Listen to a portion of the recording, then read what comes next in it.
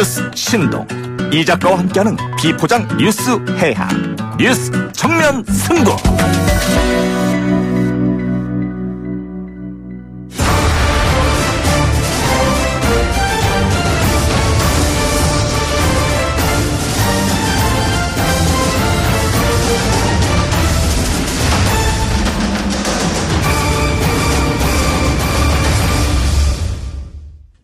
팩트 진검승부 트루맨 시간이 돌아왔습니다.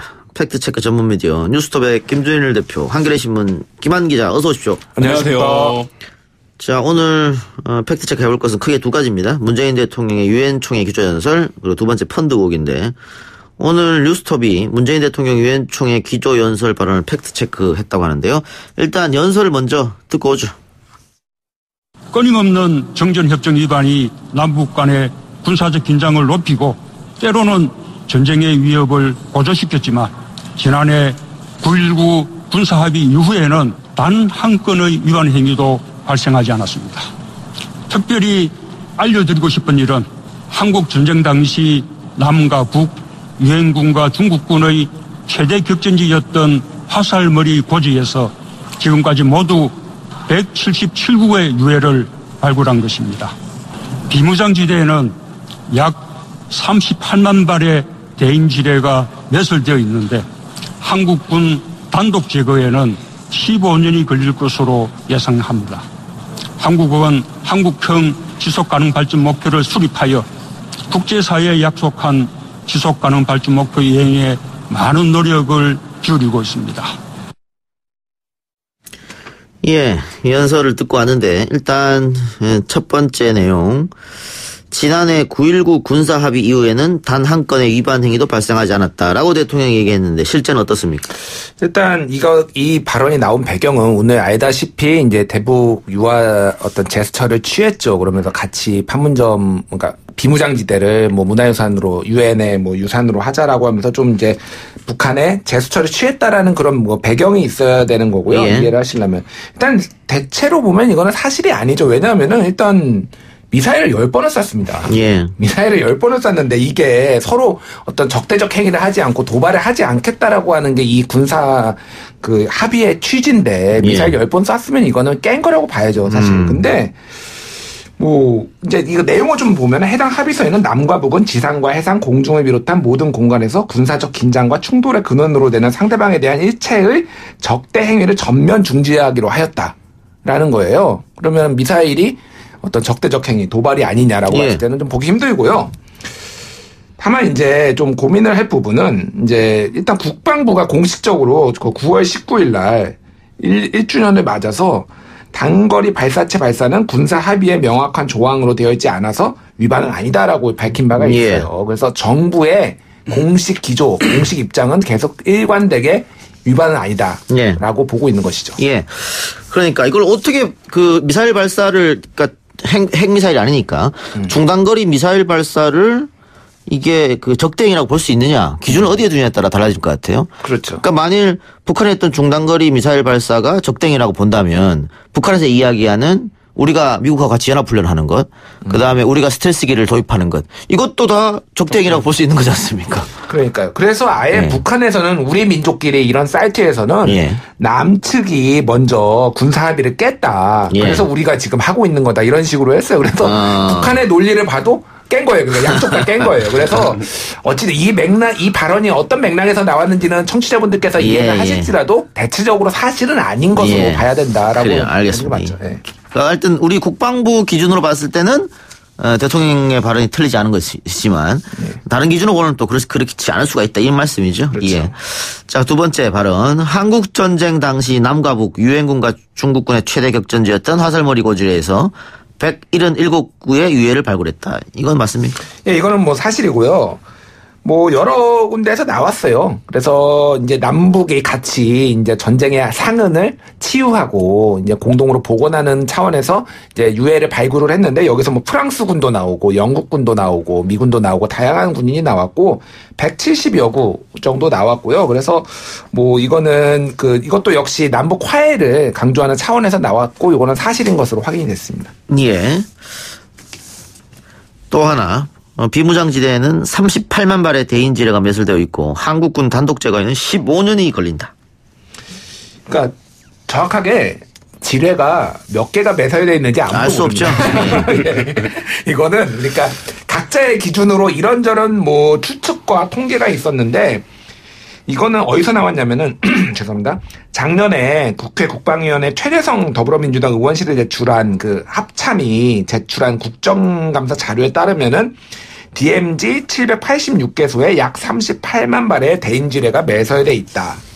그리고 민통선 이북 지역까지 포함하면 77만 발에 달한다라는 건데 어떤 언론 보도를 보면은 100만 개 뭐 있다라는 얘기도 굉장히 많아요. 그래서 실제 얼마나 매설되어 있는지는 알 수가 없고 한국군이 이거를 단독으로 제거하는데 15년이 걸린다? 이것도 알 수가 없는 거예요. 어떤 데는 200년 걸릴 거, 서울신문이었나? 여기에서는 200년 걸릴 수도 있다. 이거 한국군이 혼자서 하려면은 그런 관측까지 나와서 사실 미지의 영역인데 어쨌든 이런 가슴 아픈 상흔이 있었다라는 걸 강조하기 위해서 대통령이 말을 한 것 같습니다. 알겠습니다. 마지막. 한국은 한국형 지속 가능 발전 목표를 수립해서 국제사회에 약속한 지속 가능 발전 목표 이행에 많은 노력을 기울이고 있다. 일단 뭔 내용입니까? 내용을 잘 몰라서. 이게 그러니까 한마디로 얘기하면은 지속 가능한 사회. 예. 한마디로 지금 이번 유엔 총회에서 가장 화두가 됐던 게 기후 변화예요. 기후. 예. 기후 변화를 위해서 이산화탄소 배출을 줄여야 한다. 그래서 국제사회가 각자 노력을 하고 있다. 그래서 문재인 대통령도 기조연설을 또 하지 않았습니까? 기후 변화 회의에 가서. 근데 문제는 사실은 오늘 팩트 체크한 것 중에서 이게 가장 큰 문제입니다. 뭐냐면은 한국이 전 세계에서 가장 이 부분에 있어서는 지금 체면이 안 쓸 정도의 지금 굉장히 뒤처진 분야예요. 그 몇 가지 팩트를 좀 말씀드릴게요. 일단은 기후변화 대응에 대해서 국제 기준에 매우 미흡한데 일단은 재생에너지 비중, 우리가 리뉴어블 에너지라고 하죠. 재생에너지 비중이 국제적 기준에 비해서 매우 낮습니다. 그래서 G20 국가들의 기후변화 대응 현황을 집계하는 비영리 기관 기후 투명성 보고서에 따르면은 한국은 그 전력 사용에서 재생에너지가 차지하는 비중이 2017년 기준으로 3%예요. 근데 G20은 평균 24%입니다. 예. 태양열, 풍력, 수력 이런 것들이죠. 그렇죠. 그러니까 3%라고 하면은 전 세계 꼴찌 수준이란 거죠, 지금. 예. 게다가 이게 우리가 신재생 에너지라는 단어를 쓰고 있어요. 한국에서는. 근데 이게 전 세계에서 이런 말을 쓰는 나라가 없어요. 예. 그러니까 무슨 얘기냐면 신에너지와 재생에너지를 합쳐서 신재생에너지인데 신에너지는 80년대 만들어진 말인데 이게 70년대 무슨 얘기냐면은 석탄을 액화해서 만든 거. 이것도 신에너지예요. 그 네. 당시에 보면은 새로운 에너지인 거예요. 예. 근데 석탄을 액화해서 만들면 엄청나게 많은 이산화탄소가 발생하지 않습니까? 지금 기준에서 보면은 친환경적이 아닌 거예요. 그래서 글로벌 스탠다드가 아니기 때문에 신재생 에너지란 말을 자체를 지금은 쓰면 안 됩니다. 근데 전 세계에서 거의 유일하게 지금 대한민국 정부만 신재생 에너지란 말을 쓰고 있고 수치가 훨씬 늘어나거든요. 7% 정도 대가 돼요. 근데 신에너지를 빼버리면은 2%대입니다. 그러니까 수치를 좀 부풀리기 위해서 신재생 에너지란 말을 지금 쓰고 있어요. 어쨌든 한국형 지속 가능 발전 목표 수립을 위해서 더 많은 노력이 필요하겠네요. 지금 국제사회가 지금 어느 정도로 움직이고 있냐면은 이번에 기후협약에서 프랑스나 이런 독일은 몇 년까지 몇 % 감축하겠다. 이런 구체적인 목표까지 지금 제시를 했어요. 그래서 이번에 그 이름 갑자기 생각이 안 나네요. 그 16세 소녀. 예. 그분이 그 얘기를 했잖아요. 그러면서 이제 우리가 절체절명의 위기다라는 거를 각국들이 좀 적극적으로 보여주는데 대한민국은 그런 부분에 있어서는 굉장히 좀 미온적으로 하고 탈원전이 지금 진행되고 있다라고 하지만은 원전 비중이 줄지가 않았습니다. 실제로는. 예. 그래서 알겠습니다. 한국은 지금 갈 길이 굉장히 멀어요. 그 부분. 예. 자, 그리고 또 하나 팩트체크 할 건 조국 펀드. 네. 익성 펀드라고도 하는데 펀드 의혹입니다. 김한 기자가 열심히 취재 중이고 또 특종도 했다는 얘기가 들리던데. 네, 이 녹취록을 입수해서 저희가 보도를 했습니다. 녹취록 입수 전문가입니까? 아니 제가 한 건 아니고요. 후배가 같이 진행을 했는데 어쨌든 제가 이 얘기를 많이 하고 있습니다. 예. 자, 익성 부사장과 조국 장관 오촌 조카의 통화 내용이 있다고 하는데 일단 들어보고 오겠습니다. 희생은 지금 했는데, 예. 왜 얘기 다 드렸어요. 일단은 이제 얘기 나눴던 이제 구도자들을 일단 끌고 가시는 게 맞겠다고 설명을 드려놨고, 중간에 처리할 수 있는 게 있으면 처리하라고 얘기를 하셨고, 다행히 좀 잠깐 뭉뚱 뛰어나 계셨잖아요. 말씀드린 게 다행인 게, 세대 주주가, 예산을 내는 대장님 필요할 동안 돈을 보시는 대장님이시잖아요. 그분이 세대 주주시래요. 이성 주주시잖아요. 그분 입장에서 선택 안 할 이유가 없는 거죠.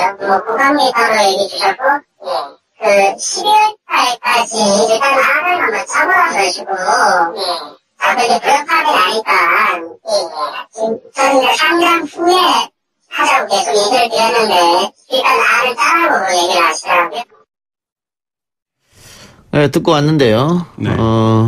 우리 지금 청취자들도 하나도 못 알아듣겠습니다. 해석 좀 해주세요. 번역. 예, 음성 변조가 돼서 지금 못 알아듣겠는데. 네.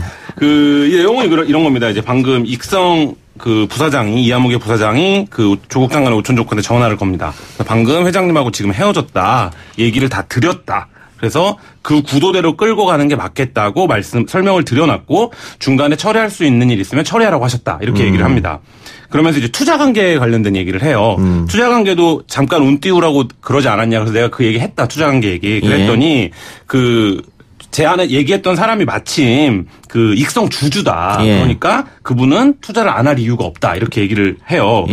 그러면서 이제 뭐라고 얘기했냐면, 회장님이 12월 달까지 일단 안을 짜보라고 했다. 그리고 자기가 이제 이렇게 얘기했다는 거죠. 상장 후에 하자고 계속 얘기를 드렸는데 일단은 안을 짜라고 얘기를 했다. 이렇게 얘기를 합니다. 그래서 이게 무슨 얘기냐면, 일단 이 통화 녹취 시점은 2015년 9월 달입니다. 그러니까 코링크피가 2016년 2월 달에 설립이 되는데요. 그 한 4, 5개월 전에 익성 회장에게 보고를 하고 재가를 통해서 12월까지 안을 마련해 보라, 이런 지시를 받고 일단 이 코링크피를 준비를 했다라는 것을 이제 설명하고 있고요. 그럼 코링크피를 실질적으로 만든 사람은 익성 회장이다, 이렇게 봐도 되겠네요. 네, 그러니까 설립 지시를 익성 회장이 이제 한 부분이고요. 여기서 당시 시점을 좀 이해하실 필요가 있는데, 당시는 익성이 직상장을 추진하고 있을 때입니다. 그래서 이제 이 부사장이 뭐라고 얘기를 하는 거냐면, 저는 익성 먼저 상장을 하고 나중에 익성의 성장 가능성이 높은 회사에 투자를 해서 합병을 하는 사모펀드를 나중에 추진하자, 이렇게 얘기를 듣는데, 회장님께서 그냥 구도대로 끌고 가라고 한다. 처음 우리가 생각했던 대로 이렇게 얘기를 하고 있는 거죠.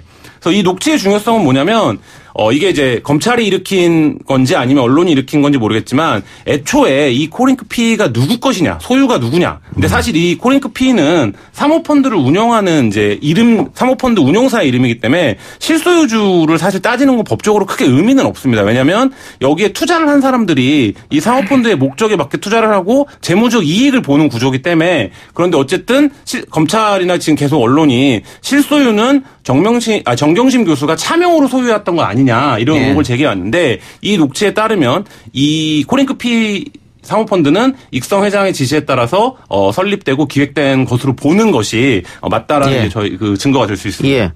그런데 이 같은 녹취록을 들었는데 오늘자 조선비즈 기사를 보면, 코링크가 익성 펀드 하고 물음표. 관련자들, 익성은 조국 일가에 사기당했다고 생각. 이렇게 타이틀이 나왔거든요. 네. 그러니까 그거는 상당 부분 지금 어떤 것이 더 전체적인 사실에 가까운지는 재판에 들어가고 계속적으로 밝혀져야겠지만, 지금까지 이제 나왔던 흐름은 이런 거잖아요. 이 사건을 바라보는 흐름은 정경심 교수가 차명으로 이걸 소유해서 설립에도 관여하고 실제 투자도 하고 경영이나 운영에도 들어갔으니까, 이것이 자본시장법에서 엄청나게 위법사항을 저지른 것처럼 이제 이해를 프레임이 있었는데, 그 프레임에서 최소한, 그러니까 예를 들면 그 중간 과정에서 조범동 씨가 어떤 플레이를 했고 어떤 위법이나 부정적 행위를 했는지는 그건 조범동 씨의 혐의로 밝혀져야 되는 부분이지만, 최소한 이 펀드의 출발 시작점은 그런 이해관계는 아니었다. 이거 이제 설명할 수 있을 것 같습니다. 근데 방금 얘기한 익성은 조국 일가에 사기당했다고 생각한다, 조선비즈 기사. 이거는 결국은 검찰이 갖고 있는 생각하고 일치하는 거 아닙니까? 아니 검찰의 생각과 완전히 일치하는, 검찰이 무슨 생각을 하는지 솔직히 잘 모르겠는데요. 잘 모릅니까? 네, 완전히 일치하는 건 아닌 것 같고, 검찰은 어쨌든 조국 일가가 이 펀드의 운영에 관여했다라는 거니까. 근데 다만 이런 겁니다. 익성이 조국 일가에게 사기당했다라는 거는 결국엔 조범동 씨한테 사기를 당했다는 얘기가 될 텐데, 익성이 이 코링크피의 첫 번째 펀드였던 레드 펀드를 운영할 당시까지만 운영할 동안은 익성의 이해관계나 익성의 이익을 위해서 이 펀드가 충실히 기능을 했었거든요. 그리고 그 이후에 실제로 익성이 어떤 손해를 입었는지 이런 것들이 지금 뭐 나온 게 없기 때문에 익성이 뭐 이용당했다 이렇게는 얘기할 수도 있겠지만 뭐 사기당했다고까지 하는 건 과한 것 같고 익성이 이용당한 점은 익성의 자금을 운용하면서 조범동 씨가 부당한 이득을 취했다면 그 부분은 뭐 익성이 사기당했다고 얘기할 수 있지만 뭐 그것 외에 이거 구조적으로 뭐 사기를 당하는 구조로 보기는 조금 어려운 게 아닌가. 예. 또 다른 기사 동아일보 오늘자 기사인데요. 단독 검 익성 IFM WFM 자금 흐름 적힌 사진 확보 이게 타이틀입니다. 이건 뭐 어떻게 해석해야 됩니까? 코링크 P가 두 개의 시기로 나눠집니다. 첫 번째는 레드펀드를 운영했던 시기인데요. 2016년 2월부터 2017년 초 정도까지로 보시면 되는데 이 기간 동안은 익성에서 온 것으로 추정되는 40억 원의 자금을 갖고 익성 상장을 위해서 우회 상장을 할 기업에 투자를 한다든지 익성의 지분을 매입하는 데 사용을 합니다. 그러고 나서 2017년 5월 달에 조국 민정수석이 취임하고 7월 달에 이제 정경심 교수의 자금이 들어오죠. 예. 그건 이제 다들 아시지만 블루펀드에 투자가 돼서 웰스 시엔트의 지분을 인수하는 데 사용이 되는데요. 이 시기서부터는 조범동 씨가 좀 뭐라 그럴까요? 더 실질적 대표로 활동을 합니다. 그래서 저희가 인터뷰했던 코링크 관계자들도 그렇게 얘기를 해요. 그러니까 조범동 씨가 위상이 달라졌다. 이 사모펀드 내에서. 그러니까 그 시기 이후에 한 일이 이제 배터리 펀드를 통해서 WFM 지분을 들어가고 익성의 자회사였던 IMFM 에 이제 투자를 하고 뭐 이런 이제 관계들이 벌어지는데 이 관계에서 불법적인 자금 흐름이 있었거나 이렇다면 그건 조범동 씨가 주도했을 가능성이 굉장히 높은데요. 예. 검찰이 지금 뭐 나왔다는 거 2차 보고 있는 시각은 2차 배터리라고 하는 거 음극재랑 2차 배터리를 토대로 해서 주가 조작, 그러니까 테마주를 만들어서 주가 조작을 하려고 했던 거 아니냐 이런 혐의들을 지금 보고 있는 것 같아요. 근데 지금 동아일보 보도는 이에 대한 증거가 나왔다 이걸로 이제 이해를 하시면 될 것 같습니다. 그러니까 만약에 그 주가 조작을 하는 증거가 나왔다. 그 기사가 맞다고 하고 그럼 주가 조작을 누가 시도하려고 했느냐 이게 중요한 거잖아요. 그 시도는 당시에 코링크 P라고 하는 사모펀드를 운영했던 게 조범동 씨가 실질적으로 운영을 했기 때문에 조범동 씨가 이제 1차적으로 책임이 있을 거고요. 그거와 관련된 이 주가 조작을 하려면 본체가 있어야 되고요. 이것이 안정적으로 생산돼서 납품될 수 있다. 이제 그게 익성이죠. 그리고 신소재를 갖고 있는 회사가 있어야 되는데 그게 이제 IMFM, 익성의 자회사인 IMFM이고 WFM은 그 2차 배터리를 생산하는 생산 공장을 짓겠다라고 지금 했던 거기 때문에 이 세 개의 이해관계자들이 모두 그 네트워크를 이뤄야 이 주가 조작이 가능한 거죠. 그러니까 거기서 조범동 씨가 주가 조작을 하려고 했다. 그럼 이 중요한 부분에서 정경심 씨나 조국 장관이 관여를 했느냐. 이게 지금 국민들은 궁금한 거잖아요. 그렇죠. 그러니까 그 부분에 대한 관여 여부를 검찰이 밝혀야 되는 부분인데 지금까지 수사를 보시면 애초에 이 수사의 구조는 어떤 거였냐면 웰스라는 회사가 그 조국 장관 일가의 투자를 받고 광급 공사를 막 싹쓸이했다. 그러니까 여기에 조국 장관의 영향력이 행사된 게 아니냐. 이 시점에서 했는데 지금 그 얘기를 하는 사람은 아무도 없습니다. 그러니까 물러났고요. 그 다음에 나온 쟁점이 뭐였냐면 정경심 씨가 실제로 이 사모펀드를 소유하고 지배하는데 이 사모펀드가 이상한 관계에 투자를 한 거를 차명으로 다 했던 거 아니냐의 의혹이었는데 그거 이제 저희 한겨레 기사에서도 여러 차례 썼지만 자본시장법상의 투자자의 책임을 거기까지 물을 수는 법리적으로는 없다. 이런 게 지금 이제 어느 정도 소결론에 이르렀고 그리고 최근에 나오고 있는 게 코링크 2기로 볼 수 있는 WFM, IFM, 웰스가 이익을 공유하는 관계에서 자본시장에서의 부당적 사기 거래가 있었던 거 아니냐라는 건데 그 부분에 대한 혐의나 증거들은 검찰이 이제 뭐 재판 과정에서 공개가 되든지 밝혀줘야 되는 거고 거기서 구체적으로 정경심 씨가 어떤 역할을 했냐 이 부분은 아직까지는 드러나 구체적인 이제 자료나 증거로 드러난 부분은 없습니다. 그러니까 지금 김한 기자 말대로 문제가 있다고 하면 조범동 씨가 문제인 건데. 자유한국당이나 보수 언론에서 주장하는 거, 조국 장관이나 조국 장관 아내가 관여됐다.